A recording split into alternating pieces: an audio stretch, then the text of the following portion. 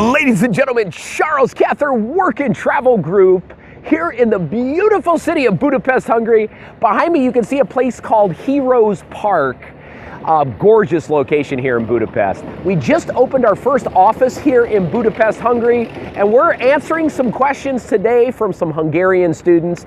And a young man by the name of István is asking me about housing on the summer work and travel program.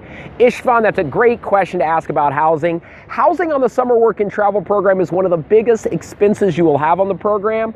And one great thing about dealing with Work and Travel Group is we have a guy, me, who does housing assistance. Many employers on the summer work and travel program have housing for you. Many of the locations you go to do not have housing. If you do not have housing on your job offer, I'm the guy that assists you with that. When we talk about housing on the summer work and travel program, there's differences depending on the region of the United States you go to.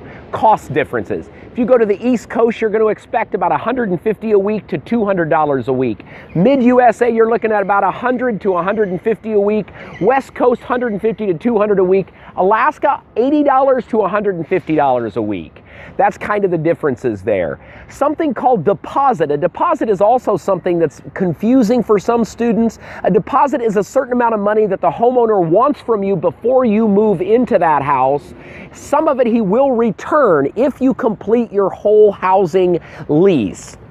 Deposits are typically first week, last week, and a security week.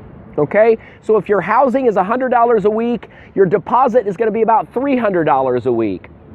All of you on this program, when you get to the USA, you get to your house, make sure you ask your landlord for something called a lease. The lease is going to say your move-in date, the day you're allowed to leave. It's going to have all the housing rules in it. The reason that's important for you, if you don't have it, you're not going to have any way to go back to your landlord to get your deposit money back.